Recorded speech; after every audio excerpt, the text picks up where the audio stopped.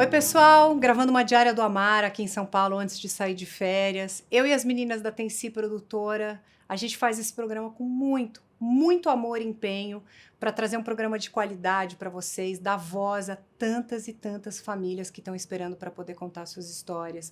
Para a gente continuar, a gente precisa de apoio. Se você quer apoiar nosso programa, manda um e-mail para Malu no amarmaternidade@gmail.com.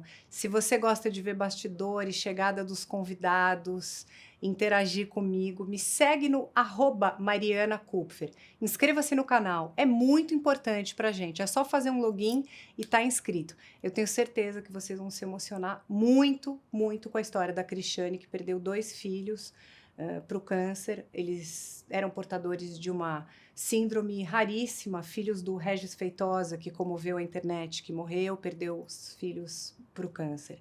É uma história difícil. Vou contar com todo amor e carinho, espero que vocês gostem. Até o próximo programa, um beijo. Mesmo diante das maiores perdas, escolhi honrar o pedido dos meus filhos, viver intensamente todos os dias. Cada momento é uma oportunidade de ressignificar a vida e fazer a diferença na vida das pessoas ao meu redor. No Amar de hoje, vamos conversar com a Cristiane Luque Macieira, que é mãe dos eternos Ana Carolina e Pedro Regis.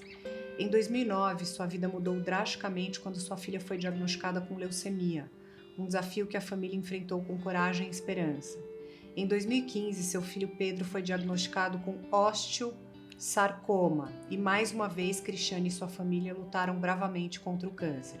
A resposta para essas tragédias veio com o diagnóstico de síndrome de Li-Fraumeni, uma condição genética rara que predispõe ao desenvolvimento de múltiplos tipos de câncer. Apesar dos esforços e tratamentos, Cristiane perdeu seus 2 filhos para essa doença devastadora. Regis Feitosa, seu ex-marido e pai dos filhos de Cristiane, infelizmente também faleceu pela mesma doença em 2023. Além disso, seu segundo marido faleceu em 2020 devido à Covid-19. Após tantas perdas, ela encontrou forças para seguir em frente, honrando o último pedido de seus filhos, viver intensamente todos os dias. Hoje, Cristiane ressignifica sua vida diariamente, buscando fazer a diferença na vida das pessoas ao seu redor. Sua história é um testemunho poderoso de amor, perda e resiliência, e agora ela vai contar sobre a sua jornada de superação. Obrigada, Cris, por ter vindo de longe. Você veio de Fortaleza, que é uma terra que eu adoro. A gente já tá tentando gravar com você há um tempão. Verdade. Obrigada, tá? Imagina, um prazer. Uma honra estar no seu programa. Cris, como eu falei aqui no início do programa, você foi casada com o Regis Feitosa, que foi uma história que comoveu o Brasil ano passado. O Regis acabou falecendo de câncer e os filhos de vocês também. Vocês juntos tiveram a Ana Carolina e o Pedro Regis. Como é que foi quando você se tornou mãe? Nossa, foi a maior alegria da minha vida quando eu pude ter a Ana, porque nós passamos 5 anos para ter filhos.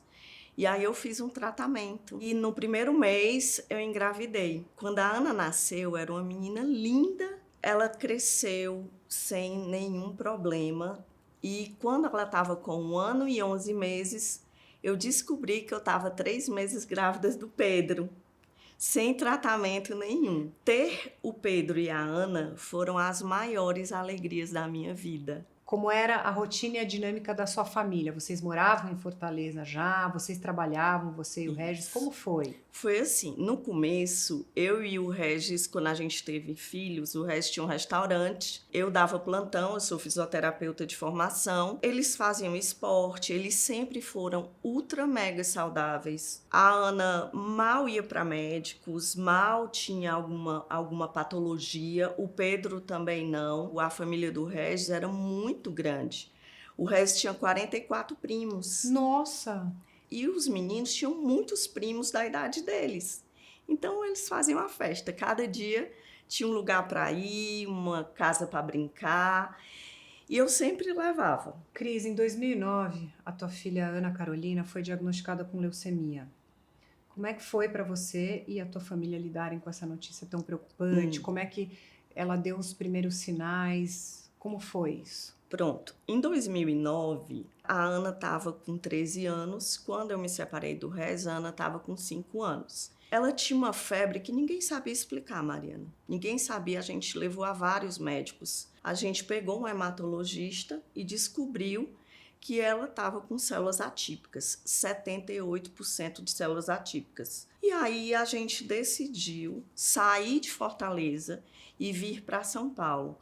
Foi um desafio muito grande. E aí foi um momento, nessa parte que a gente estava separado, um momento de profunda união. Então, no começo eu pensei, poxa, será que foi castigo, que eu, de Deus ou alguma coisa? Eu percebia que não. Nessa doença, a família se uniu bastante. Foi um momento, assim, de pânico e, ao mesmo tempo, de muita união. E depois de 2 anos e meio de muita luta, ela finalizou o tratamento. Como é que foi essa fase de esperança e recuperação para vocês, Cris? Nossa, Mariana, foi muito bom. A Ana, ela já havia de 13, 2 anos e meio, ela estava em meados de 15 anos. E aí a gente foi fazer uma viagem de 15 anos, e aí a Ana foi recusada pela empresa. E aí meu marido ficou, isso é um absurdo, estão fazendo discriminação só porque ela teve leucemia. Aí eu disse, meu bem, deixa que nós vamos resolver, vou eu, ela e o Pedro. Você tem certeza que você vai sozinha? Eu digo, eu vou. E aí foi a melhor festa, a melhor viagem, a melhor festa. A gente fez, assim, muita diversão. Cris, em 2015, pouquíssimos anos depois do diagnóstico da Ana, o teu filho Pedro foi diagnosticado com osteosarcoma. Como é que foi receber esse segundo diagnóstico de câncer na família? Foi muito cruel. Olhei para o doutor Diógenes lá de Fortaleza, eu digo, doutor, o senhor tem certeza que um raio pode cair na mesma casa 2 vezes? O senhor tem certeza disso? Olhe de novo para o exame. Eu não estou acreditando, Mariana, eu não conseguia nem respirar. E ao mesmo tempo, meu marido, ele prendia o choro. E eu sabia que o Pedrinho estava com a doença gravíssima. Osteosarcoma em criança tem sempre que ser pesquisado, porque sempre é alguma coisa muito cruel. Vocês foram buscar resposta para o que estava acontecendo. A tua frase, o raio cai no mesmo lugar, né? Óbvio. Qualquer mãe, qualquer pessoa ia ficar cheia de questões. Como pode? E aí vocês descobriram que a Ana e o Pedro tinham essa síndrome de Li-Fraumeni, que é uma condição genética raríssima que predispõe ao desenvolvimento de múltiplos tipos de câncer. Então eu queria saber como é que foi receber essa notícia, Cris, e se vocês já, naquele momento, sabiam que o Regis era portador. Não. Não. Na verdade, a gente descobriu que num um mês de diferença ele estava com leucemia crônica. Poxa, tem alguma coisa errada. 3 membros. Só que a leucemia crônica, ela não mata como a leucemia aguda. A medula, ela é boa. A leucemia aguda, a própria medula vai se autodestruindo. Então, a gente não se preocupou muito com o diagnóstico do pai, Regis, né? Mas a gente procurou uma solução para saber por que isso. E aí a gente encontrou aqui em São Paulo uma pessoa maravilhosa, doutora Isabel Achates, fez a investigação do Regis, das 2 irmãs do Regis e dos meninos. Tá. E da irmãzinha do segundo casamento. Tá. Só que a irmãzinha do segundo casamento foi diagnosticada com LLA. Nossa. Nessa época que a gente estava descobrindo a doença genética. E aí ela foi para o transplante e ela não sobreviveu. E foi uma coisa muito complicada. O Regis, assim, ele não dizia, mas ele se sentia muito culpado. Claro, mas coitado. E a gente descobriu que essa síndrome era tão rara que só havia, em 1991, só havia 180 casos no mundo. E hoje? E hoje tem bem mais estatística, mas... Então, só para explicar para o pessoal de casa. Então, o pai ou a mãe podem ser portador dessa síndrome e automaticamente os filhos, então, vão ter algum tipo de câncer, certo? Para a gente explicar de uma forma mais simples. Quem tem Li-Fraumeni, ele perpassa um percentual de 50% para a parte genética para os filhos. Então, eu tinha 50% de não e ele 50% de sim. Então foi o copo meio vazio. Exatamente. Então, infelizmente, como a gente sempre conversou, eu e a Ana Carolina, ela dizia assim, mamãe, o sangue do papai sempre foi muito forte. Porque prevaleceu até no segundo casamento. Uma dúvida, Cris, como é que vocês descobrem a lifraumênia? É um exame genético, é sangue? Nossa, Mariana, é um exame de sangue, solicitada por um geneticista, é chamado rastreio genético. Tá. Infelizmente, aqui no nosso país, o SUS não cobre. Através disso, tem toda uma linhagem genética que aí ela vai investigar, que é uma alteração da síndrome P53. É uma célula, uma proteína, que ela defende a gente contra agentes cancerígenos. Infelizmente, os nossos filhos nasceram, e o Regis, com uma ineficiência dessa célula. Então, vocês conseguiram fazer o exame, que é um mapeamento genético, descobriram, então, que o Regis era portador da síndrome e que os seus filhos estavam no escopo dos 50% que iam ter algum tipo de câncer. Tá. Sim. Além de toda a preocupação que você estava no tratamento dos seus filhos, você passou por uma situação muito delicada em 2020. O seu segundo marido faleceu devido à Covid-19. Cris, eu sinto muito, muito por isso, porque eu sei como ele era um parceirão, uma rede de apoio para você. Como é que você encontrou forças para lidar com essa perda enquanto você tinha que ser forte para cuidar dos seus filhos, Cris? Mariana, foi uma coisa assim tão avassaladora. Eu posso imaginar. Meu pai já vinha doente, então foi assim, agosto meu pai faleceu. Meu Deus. Novembro, o Pedrinho, que já vinha com meta, depois de 5 anos lutando, ele faleceu em novembro. 2 meses depois, meu marido contraiu a Covid. Eu disse, eu não creio, Senhor, que o Pedro faleceu, que eu te devolvi o Pedro e agora vai o Cláudio. Não, ele vai ter que viver. Ele passou 44 dias na UTI e eu entrei dentro da UTI e fiquei internada com ele. E ele teve todas as complicações possíveis. E eu com a dor de partida do Pedro, e aí eu tive que lidar 4 meses depois com 2 óbitos. Ô Cris, como que foram os últimos momentos com seu filho? Mariana, ele era tão perfeito que eu agradeço a Deus. Os 2 eram perfeitos. O Pedro nunca reclamou. A Ana fez um calendário de visita para os amigos quando viu que ele só piorava. E eu, antes deles entrarem no quarto, eu preparava, pessoal, o Pedro hoje está assim, o Pedro está com algumas palavras soltas, ele está esquecendo muito. Eu quero que vocês se preparem para esse momento, porque o Pedro está mais magro, vocês vão ver o Pedro assim, assado. E eles sempre iam me visitar. Então, na porta do Pedro, assim, proibido chorar, proibido falar coisas tristes, proibido entrar gripado e proibido falar de tristezas ou de aparências, né? Ele faleceu com glioblastoma. Então, começa a ter uma assimetria no rosto, a boca começa, você fica paralisado de um lado. Que nem o Regis ficou no final, né? Exatamente, a Ana também.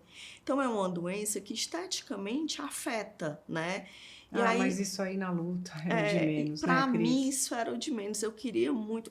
Mariana, eu esperava tanto milagre. Mas, assim, hoje eu entendo que a morte foi um milagre.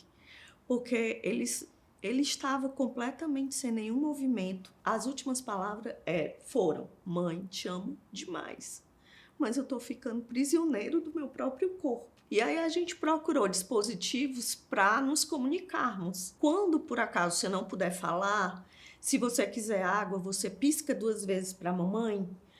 Se você não quiser, você fecha o olhinho. Então, assim, eu alimentei ele com seringa. Em Fortaleza, a gente tem pratos típicos regionais e tem um prato que o Pedro gostava muito, que era uma panelada. E o aniversário dele foi 6 de abril. Eu digo, Vilinha, vamos fazer esse prato principal do Pedro.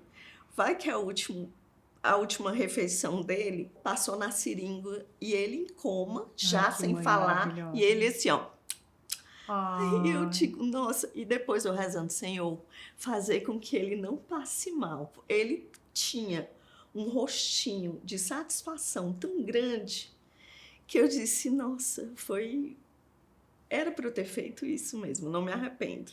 Cris, pouquíssimo tempo depois, em 2022, a Ana Carolina, que estava já formada, né, em medicina, ela acabou falecendo aos 25 anos de idade em decorrência do mesmo tipo de câncer. Eu sempre falo aqui no programa, Cris, você assiste, você sabe, né, que a dor da perda de um filho é algo que nenhuma mãe neste mundo deveria passar, porque não é uma lei da vida. Você pode enterrar um pai, uma mãe, um avô, um tio, um marido, mas enterrar um filho é contra qualquer curso da natureza que a gente ache em qualquer literatura. E você teve essa dor dobrada. Cris, assim, eu queria te pegar no colo e arrancar essa dor do seu coração. Porque o que você passou foi de uma crueldade, assim. E assim, o que eu acho que te conforta um pouco, me permite dizer, é saber a mãe maravilhosa que você sempre foi e vai ser para eles em outro plano, e os filhos maravilhosos que eles foram. Eu lembro que eu vi na época no Instagram do Regis, a Carol estava se formando, né? Como é que foram os últimos momentos dela e a partida? Olha, o Cláudio faleceu, o padrasto, 5 meses depois a Ana convulsionou. E ela fazia 3 meses que tinha se formado. Ela estava trabalhando, estava fazendo remoção em ambulância, estava na UBS. Quando 2 horas da manhã eu sou acordada com a Ana internada na UTI. Aqui em São Paulo? Não, eu estava lá em Fortaleza. E ela aqui? E ela aqui. Nossa Senhora! E aí eu peguei e vim. Quando eu cheguei, estava na segunda onda do Covid, não me deixaram vê-la. O Rez veio também. E nessa época, a Ana, com o noivo, também médico, né? Ele entrava e saía, que era nossa fonte de segurança e, graças a Deus, a nossa rede de apoio.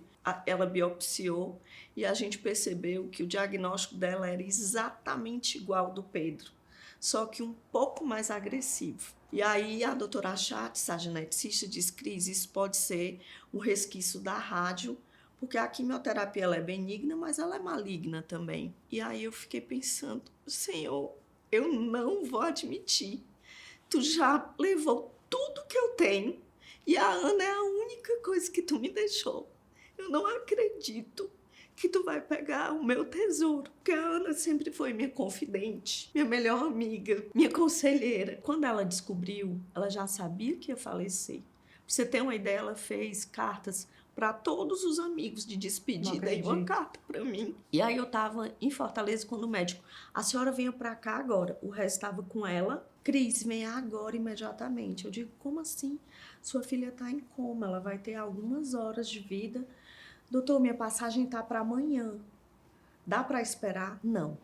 Aí, mais uma vez, agora eu vim esse voo tendo taquicardia, gatilhos e assim. Quando eu cheguei dentro do hospital, que eu disse, filha, mamãe chegou. Aí ela abriu o olho. Mamãe! Aí abriu os braços. Eu pensava que eu ia encontrar minha filha morta. E aí, quando eu olhei, eu disse, será que é a visita da Nossa Senhora da Saúde ou é um milagre? E aí eu vivi 72 dias dessa internação como se todos os dias fosse um milagre. Ela fez uma carta como médica pedindo, não quero ir para a UTI, não quero ser sondada, não quero atos heróicos e nem atos que me prolonguem o sofrimento. Eu não quero distanásia, que é quando você prolonga o sofrimento. Então, eu tinha feito um pacto com ela. E quando o médico disse, sua filha está grave, vamos levar para a UTI, eu disse, não. E ele estava com uma terapia off-label. Era uma quimioterapia de R$75 mil. A gente recebeu de doação dentro do Sírio essa medicação. Desses 72 dias, ela usou 40 dias as 2 medicações. A doutora Chatz foi conosco para fazer uma nova ressonância, a gente viu que o tumor só duplicava. O resto estava muito ruim. Eu acredito que a doença vai voltar para mim e agora, depois que a Ana falecer, vou ser eu próximo. Aí o Regis, vá se tratar que eu fico aqui.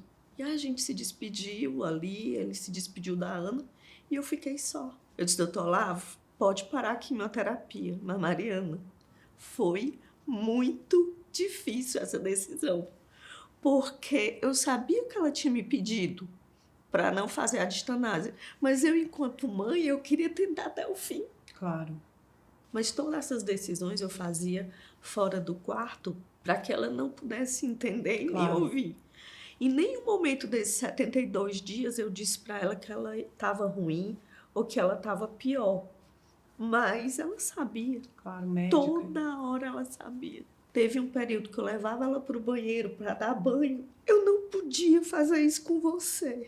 Aí eu disse o quê? Você tomar conta de mim. Porque você já sofreu tanto nessa vida, mamãe, e agora tomar conta de mim? Eu disse, filha, a maior honra que você pode dar para a mamãe é deixar a mamãe cuidar de você. Você é o maior orgulho que eu tenho nessa vida. E é o maior honra, o maior prazer estar com você. E ela disse, mamãe, eu não quero ser conhecida como a menina da Livramento, mas sim a menina que lutou, que virou médica e que venceu.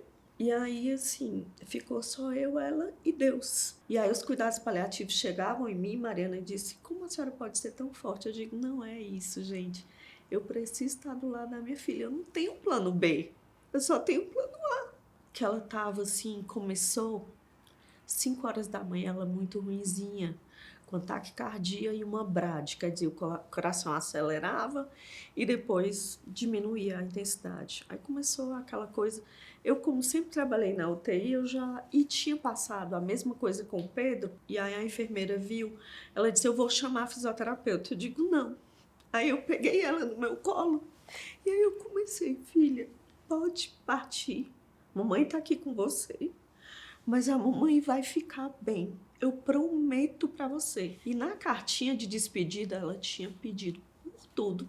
Para eu namorar, para eu ser feliz, para eu me divertir. Mas ela tinha me feito prometer que eu ia seguir. Eu tô fazendo isso todos os meus dias da minha vida. Tem dias que eu não quero me levantar. Eu imagino. Depois que eles partiram, eu abri minha rede social.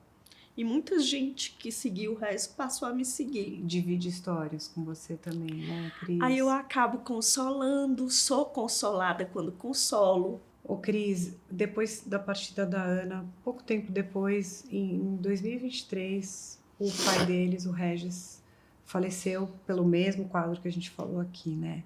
Você contou aqui que você recebeu as cartas, né? Você estava contando, e os seus filhos pediram demais para que você seguisse a sua vida, vivesse intensamente os dias. Eu sei que teve uma mãe que falou para mim, meu coração tá de muletas. Tem dias que eu acordo, me visto e vivo.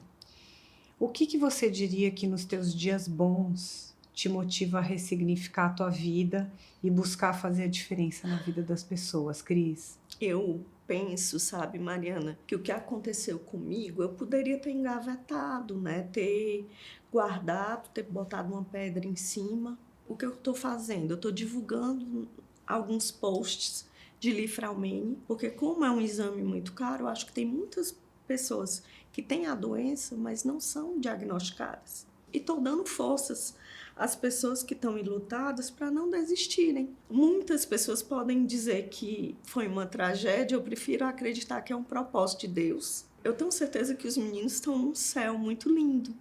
E eu vivo buscando esse céu todos os dias, ajudando as pessoas que estão enlutadas, ajudando o próximo, indo, buscando a Deus. Porque eu tenho certeza que Ele me carrega e me coloca no colo todos os dias com a presença de Nossa Senhora também. Se você pudesse deixar uma mensagem para as mães e famílias que estão enfrentando desafios semelhantes ao que você passou, o que você diria, Cris? Eu diria, Mariana, que aproveite o dia, não viva em função da doença. Mesmo com a doença lhe batendo a porta, a gente pode ser feliz, a gente pode dar risada, a gente pode tirar o melhor daquela coisa ali. Quando a Ana estava antes com a consciência mais grave, a gente fazia dancinhas no quarto. E ela ria, dava muita risada. Chegavam, e as meninas todas da área médica, chegavam, ia fazer a unha dela, chegava outra, ia fazer uma trança. Então a gente tentava melhorar o dia dela como se fosse o melhor possível. Então, para as mães e os pais que estão me assistindo, os tios que estão passando por isso, façam a diferença, façam com que eles fiquem felizes. Fácil não é e nem nunca vai ser, mas a gente tem que matar um leão por dia. E é isso que eu faço. E peço a ajuda de Deus. Nossa, Cris, eu tô aqui há 40 minutos falando com você e só aprendi. Eu só aprendi com toda a humildade. Você realmente é uma fortaleza mesmo. Quais você diriam que foram as maiores lições que a maternidade te trouxe, Cris? Resiliência, sabedoria e muito amor. Eu digo que o amor, ele transcende. Eu continuo a amá-los. O lembrar nem sempre vai ser doloroso. Se Deus não quisesse que eu tivesse viva, Ele tinha me levado. Então, se vocês, pais, estão vivos e estão passando por isso, eu digo que é um propósito de Deus. Por alguma missão que Ele te deu, você vai ter que passar por isso. Sejam fortes e corajosos.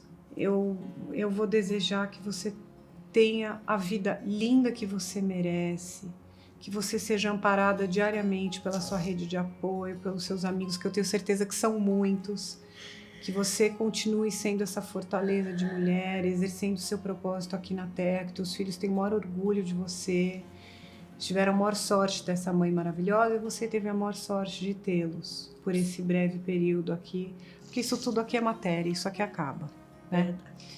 Eu quero desejar todo o amor do mundo para você, que você se sinta amparada e abraçada diariamente, porque se tem alguém no mundo que merece é você. Obrigada, Mariana. Tá? Prazer. Obrigada, que Deus te abençoe muito, muito, muito, muito. Obrigada.